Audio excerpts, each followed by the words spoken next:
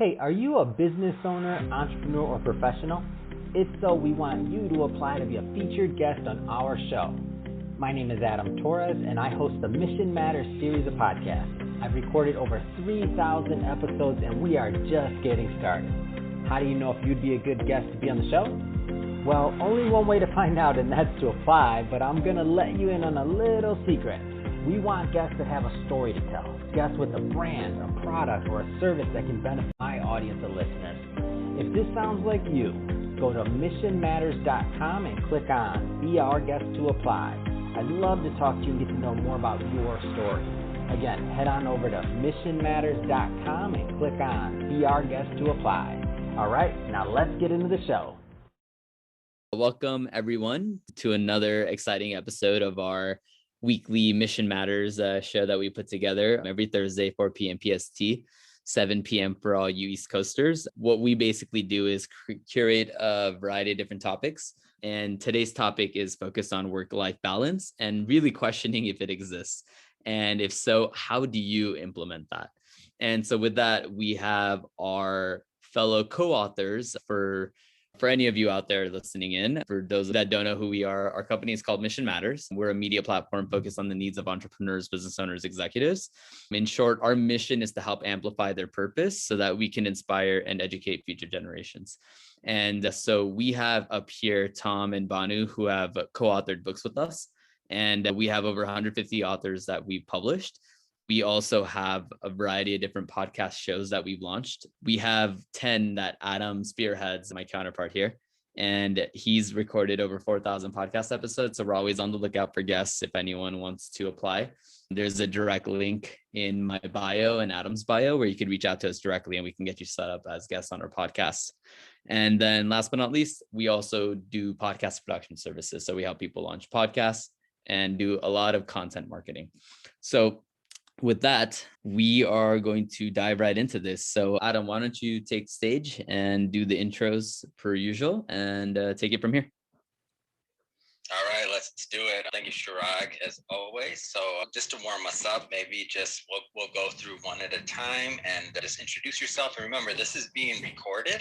So even though some of us know each other, this will be recorded. It's posted on our website. There's an article created around it. So you definitely want to still give, information that maybe some of us may already know. So the title, things like that, your company, what you do. So if we want to start maybe with you, Banu. Sure. Thanks, Adam. So my name is Banu Raghuraman, and I have been an IT professional for the last 15 years or so. As Chirag and Adam both have mentioned, I did co-author a book. It was one of the first in the Women in Business series, and my topic was specifically around how to develop empathy as a leader. It's a topic I'm very passionate about because it really helped me in my career and paved the way for what I'm doing today in the program and product management area. So I feel that that's an inherent part of being a leader and pretty much can be applied in any walk of life. And that's the reason why I was so inspired to write that specific topic in the book. In my free time, I do a lot of mentoring and public speaking as well, which I enjoy because there is a bi-directional knowledge and information sharing that's happening. So that's something that I'm quite passionate about in my free time. I'm really looking forward to the topic today. With COVID and pandemic, I think this has become almost an existential question these days, but it would be an interesting discussion in my opinion, and looking forward to chat with the rest of the panel as well. Awesome. Thank you, Banu. And Tom, you're up on deck next. Thank you very much, Adam. Tom Wiggins. My background is in finance for many decades, 80s, 90s, 2000s. Management consulting, wealth management, hedge fund, a bunch of different things, but cars have always been my passion. I have about 1.5 million miles driven, spent nearly a dozen years as a test driver for an engineering firm. I've co-authored a couple of books with Mission Matters. My stories, the first was Leadership as Easy as ABC and 1, 2, 3, and the second was McLaren Memories, Manifesting to Move Forward. It's pretty much about my love affair with cars. Probably unique in that one of my future plans is based purely around being an author. I have about 11 solo books sketched out. So yeah, that's me in a nutshell. Wow, that's awesome, Tom. And you said 1,000,000 miles driven, so that's a lot of miles. All right, so I guess just to get us kicked off, work-life balance. Like let's start by just defining like what that means, because personally, I have a problem defining it myself. Does anybody want to take a crack at it, and maybe we'll just throw in our additional pieces that we think it means? Yeah, work-life balance has been very interesting for me because I think I've seen different definitions and variations of it growing up. I'm an immigrant to North America, so I kind of grew up in a different environment when I was younger, and then I moved to North America where I think the work-life balance concept has been redefined for me. So back in the day when I was growing up, my mom was a working woman. My father was working as well. So coming from that kind of household, it always meant like the women had to do a lot more of work-life balance because they were kind of taking care of household duties as well as they were trying to build a career. And prior to that, like my grandmother's era and stuff like that, I didn't see much of a work-life balance. It was just kind of like manage your home type of thing. And then after moving to North America, it's just been different in terms of how you manage your work-life balance. It's sort of like you have a part of you that you focus at home, and then there's a part of you where you're focusing at work. But recently, there's also a lot of emphasis on self-care and making sure that you are also in a position to benefit yourself and be good so that you can help others type of thing. So it's almost become into a triangular type of relationship whereby it's not just work home, but it's also an aspect of yourself which needs to be at its best so that you are able to perform the best in the other two roles that you have to play. So I think that's what it has kind of evolved into for me now. Yeah, I was just gonna add, Chirag speaking. So I think similar to that, I feel like it was always I grew up thinking that it's supposed to be compartmentalized, that you have work 8 hours a day, and then you come home, and then you have your family time, and then you have friend time, or you have your hobbies or whatever you do, and your life is compartmentalized. Realized pretty quickly and early on that I think part of this has to just do with the internet in general, that everything, and especially COVID more recently, but everything has just become meshed, where I feel like sometimes throughout the day, I'm working, just like there's normal work stuff I'm working on. Then I have personal errands that will come up throughout the day.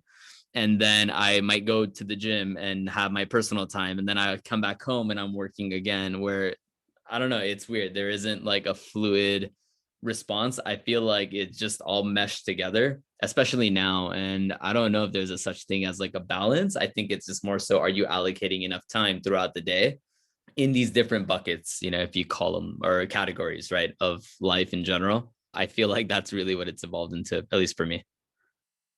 Yeah, definitely. And I'll just add to that. So the reason why Chirag and I picked this topic is because Chirag doesn't want me to ask him randomly on Sundays, hey, Chirag, do you want to meet so we can do a strategy session? No, I'm just playing, Chirag.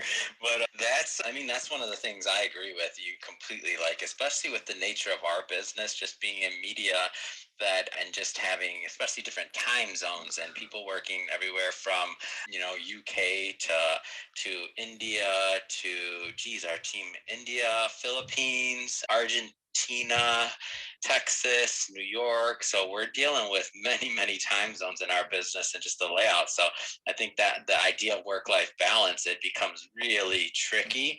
And you're right, I agree with that too, Chirag. Like the idea that since COVID and everything else, everybody's so online now, like we're all connected, that it becomes tricky.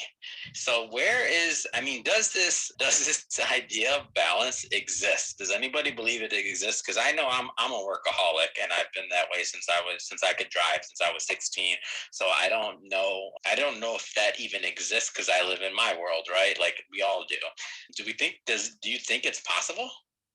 I think it's possible only if we learn that there's almost like a precursor that we need to learn is the task of prioritization. Work-life balance, I think when we look at social media and so on and so forth, we start evangelizing and almost create this notion of perfection because someone else has it so perfectly done in their life. But I think people who have really mastered the art of balancing, if you will, I'm going to use the word balance, but I actually prefer using a different word, but I'll start off with the balancing part. They have really mastered it because they've understood their priorities, I think. And when that happens, they really know, okay, this is exactly what I'm going to put in at work. And this is what I'm going to put in for myself. And this is what I'm going to put in my personal life. And when they do that, I think they feel contented, and that kind of translates into a work-life balance kind of situation for them in their head. But if we are chasing the definition of work-life balance that someone else has stipulated for us, I think that's when we constantly struggle, thinking that, oh, you know, this neighbor of mine, they were able to attend all the soccer games of their kids, but at the same time, she's like a CEO in her company. How is she doing that? And I want to do exactly the same thing, and that's not happening for me. Meanwhile, we're creating this locus of comparison outside of ourselves when it realistically should be our own preferences and our own wishes and wants in our life. So if we change our locus of focus, if you will, for the lack of a better term, then that sort of balance is possible, in my opinion. Oh my gosh, Banner, did you just now say locus of focus? Are you kidding me? That's amazing. Can we all do like a clap for that or something? I don't know if we can say it after locus of focus. That's amazing. I can't even say, I got nothing else I already called on. Just get to your locus of focus. This is what happens when words don't come to you when they need to. I'm in. I love it. Oh, I'm in. So I was watching this David Letterman interview, and you're talking about and obviously not to bring it to current events, obviously we know what's happening right now and all this other stuff, but I was watching an older episode, and because I like to study David Letterman and what he's doing and just his interview style and stuff. I mean, he's a master at his craft, right? Obviously. So he was doing this interview with Melinda Gates, and one thing and I was kind of preparing for this talk and what we were doing with work-life balance, and I'm like, okay, so, is it even possible? And the funny thing is that she talks about earlier in their marriage, obviously, that when it had to do with taking one of their kids to school. And he was like, and so Bill Gates is basically like, well, I get it. You know what? I understand. I will drive I'll drive whichever kid it was to school 2 days a week. Okay. I will pitch in, I understand, it's an equal thing, right? There's got to be balance there. So she says that a couple weeks, maybe a month later, she gets a call from some of her friends at the school or something like that. And they said, it's kind of crazy. They were basically, all of these dads all of a sudden are showing up and are now taking kids to school a couple days a week. And so she's like, that's a weird occurrence. How is this happening? Why is this happening? And they're like, well, because the wives went home and said, hey, if Bill Gates could drive their kid to school, you can. You're not more busy than he is. And this is obviously when he's still running Microsoft, when he's still in the thick of it all. So then that got me thinking, you're right. If one of the richest people in the world can make time to drive their child to school, I mean, then there's got to be some type of balance or something. And I think, Banu, you hit the nail on the head when you said it's prioritization. He obviously prioritized doing that action, even though when money's not an issue, he can get it done, right? But just to make time for that space. And one of the interesting things that happened out of that, I think, that was mentioned in this particular interview was that the conversations and the connection with the child, at that younger age, just that was something that you couldn't buy. That was something that was priceless and that you couldn't get that time back. So in thinking about something like work-life balance and does it exist and how do you implement it, I guess that prioritization side of things, it's a big thing. So how do we prioritize? Because now this is last night, I'm preparing for this today, and then I got my little list out, and I'm like, all right, so how do I prioritize things? And other than Chirag, of course, being my top priority, other than that, I'm like, all right, what else do I do? So are there any keys or tips or things that other people have done to make sure that they're prioritizing right or correctly or to whatever their value system is? That was a great anecdote, by the way. In terms of prioritization, I think personally what I have tried to do. I think it varies depending on what stage of life you're at. I know earlier on when I had just graduated from university, I laugh at myself thinking at this, but the first time I actually got one of those secure login key fobs when I was working from home, I felt so proud of myself and I felt so important at work that they were letting me work from home. I even remember rubbing that in my dad's face and kind of going, hey, you know, I just started at work, but they gave me a secure key fob to start working at home. And at that time, my dad basically told me that, you know, if they're expecting you to work from home, that means that you don't have a lot of balancing that's going to happen at work. And they probably expect you to be online at any time and at any point of the day, you know?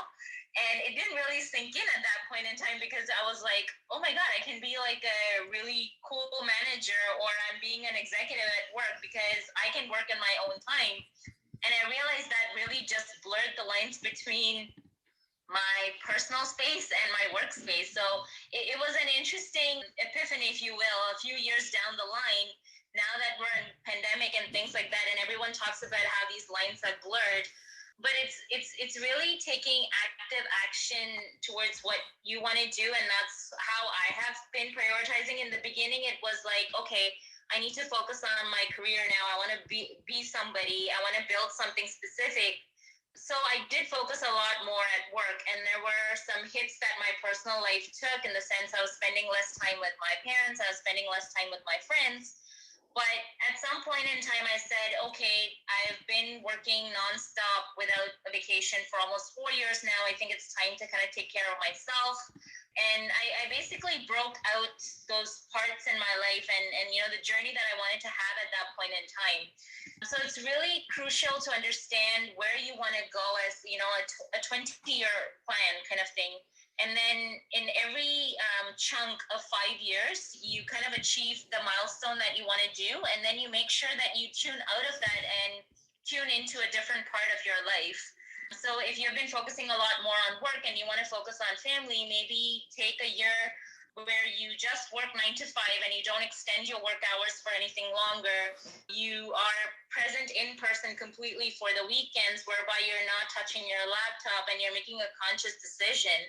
I think prioritization works best when you're consciously taking an effort to realize what you want to do. And it comes back to the, if you fail to plan, you plan to fail type of situation.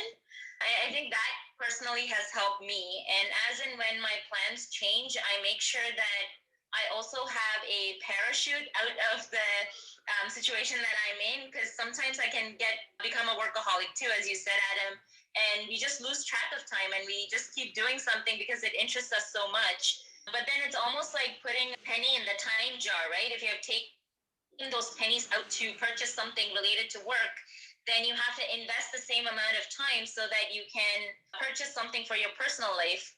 And it's understanding that balance. It takes some years of experience to understand how that works out. But eventually it's about building your own version of what you want to dedicate at work and what you want to dedicate in your personal life. So in my opinion, it's a bit of planning, it's a bit of experimenting, and it's knowing that to achieve something, you are giving something up. And that's what I wanted to kind of mention earlier is, even though we use the word balance, it's very subjective. It's not necessarily balance. It's almost like conflicting priorities, but you pick one of them that you have to choose and you let go of the other. So it's really just work-life opportunity, or opportunity cost, if you will, for the lack of a better term. So it's a compromise that we do. It's a work-life compromise rather than work-life balance. Excellent. This is Tom Wiggins. I want to jump in and talk about things kind of from my perspective, and maybe a different end of the sphere. This is my 60th rotation around the sun. About halfway through my life, 3 decades ago, I came up with AL's goals, AL''S, and have organized all my goals in terms of balance in the words that end with AL. So professional, financial, spiritual, social, marital, you know, and so on and so forth. It's pretty detailed. But basically, I guess I had the opportunity to see 2 parents, both of whom were workaholics, and both who achieved success in their financial and professional careers. But my mother more so on the kind of total balance spectrum. My father definitely less so in terms of balance. My father passed when I was in high school.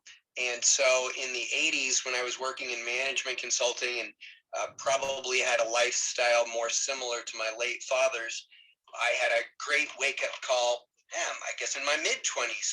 And yeah, some health issues. Basically, my body was just shutting down. I was in a hospital talking to a doctor, and she was interviewing me about my family.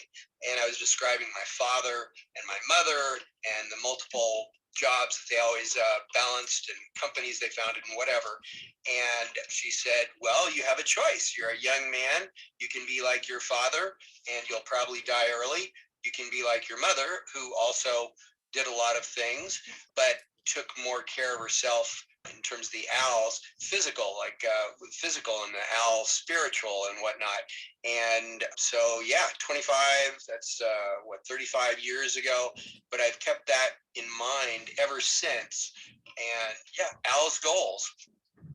I love that. I was gonna add, actually, I have one similar to that, although it's not called Owl's Goals, but I never really took that into consideration. I kind of boiled mine's down into about 8 different buckets. So like one's is physical, more like sleep, physical activity, and just like the basic functions of life, right? Then I have one that's growth, self-development. I have my soul, spirit. I have my work. I have my personal finances, family, friends, people, community, play, and hobbies. And each of these categories, what I ended up doing is figured out how much time I want to allocate to each bucket or category. And then what I try to do is more so audit my time. I actually got into the habit of doing this because I was doing some like accountability, like group coaching. And we basically would build this out because we all kind of had our own categories in what we wanted to get out of life, if you will. And then we would audit and see how much time did we actually spend in that on a weekly basis. And like we would just sit there for 1-2 hours, write down, okay, I typically want to spend 10% of my time out of the week doing this, and then realize, oh shit, I'm only spending less than 5%. So anyway, that's kind of how I've been able to approach it and create some sort of balance, because I believe if you don't measure it, you can't really track it, right? So how do you know what you're doing if you're not at least keeping tab on what's happening? So anyway, I guess it's like my approach to creating somewhat of a balanced life. Man, that's super helpful. That's great. And if you were quiet over there, Chirag, I was actually going to call you out on this one, because I do notice that you find time. I mean, you're very busy. Obviously, business is very busy, but you do find time to do other things. Like you'll be like, oh, I'm at the gym, or I have a family event or something else like that. And I'm like, okay, I got it. So that's great. I was wondering what you did or how you did that. So that's awesome to me. So I think we got some good tips here. I mean, and Tom, you have so many systems and things. I have no doubt that you have these books outlined and some of the things you have, and just this amount of knowledge and wealth of knowledge that you've created and kind of systematized. I'm always amazed when you bring out something new and I'm like, oh man, of course you did that, Tom. You're so detailed on these things. So I guess, okay, so we've defined work-life balance. We've kind of had some slants in terms of like prioritization. We've given some tips on how to do that. We've kind of defined, I think, if, like I said, and I guess I'll go back to it, but if Bill Gates can drive his kids to school, this is again a long time ago when he was leading Microsoft 2 times a week, and with that type of responsibility, then I can't honestly look myself in the mirror and say, oh, I can't do it too, right? So it has to do with what you want to do, really. Ultimately, I think is some of my takeaways from this. In terms of, last takeaways, anything else like that? Anything like some final words or comments that people want to add to this work-life balance equation, or other things that maybe they got out of this talk? Or Rocio, if you wanted to chime into the conversation or ask any questions to the panel, I'd love to have you up as well. So feel free to chime in if you'd like. Thank you for that, Chirag. Yeah, that was Chirag's a definitely better host than me on that one. He keeps the room and the flow going well. But if any other last minute questions, comments, any takeaways, if not, I don't want to hold everybody too long. We normally keep these to about an hour. So just to be clear, and we do these, I'll let you do the sign off, Chirag, and the schedule, all that good stuff. I just wanted to maybe make one last comment, is really to get out of that rat race that we're seeing in general, to stop comparing ourselves with other people and kind of look at things inwardly and see what is best for you and what is it that you need. Your family commitments are different from someone else's commitments, and just getting to that realization made such a huge difference for me, myself, in my personal life. And same thing with the work aspect as well. There were scenarios where, I was hired with 3 other interns in the same company, but the path that we all chose was very different, and we are in different points in our lives as well personally. So comparing yourself to someone is just going to make it more and more difficult for you. Rather, it's all about being a little bit better than who you were yesterday, and that makes a lot of difference in terms of how contented we are in our life, and therefore achieving that ever elusive work-life balance. And I'd just like to probably add to what Banu was just saying, that for me, yes, one of the keys to my happiness has been to try consciously not to compare myself to others, even though that's easy to do, and just always be trying to be a better version of myself and competing with myself. And that makes it a lot easier, I find, or a lot more comfortable to just have that continuous progression. But where the benchmark is, where was I yesterday or last year or a decade ago or 3 decades ago? I love that. No, definitely. Thanks for chiming in. I don't have anything else to add to it, but I think if that basically, I think, summarizes our conversation. So just to kind of wrap this up, every single week we put together a speaking panel. Our next week's event is again going to be Thursday, 4 p.m. PST. We're going to send out all the calendar invites. Rusty, feel free to reach out to either Adam or me. Again, we're always looking to bring on more guests onto our podcast, and at the least can kind of share more invites to some of the other events that we put together. And so tune in again next week, and definitely follow all the speakers, follow one another, and connect. I don't know if you guys have all noticed, Clubhouse in the last week launched their messaging on this platform finally, so you don't have to go on Instagram or Twitter or other platforms. You can actually directly message people on here, and so it makes life a lot easier to have conversations and kind of keep the dialogue going.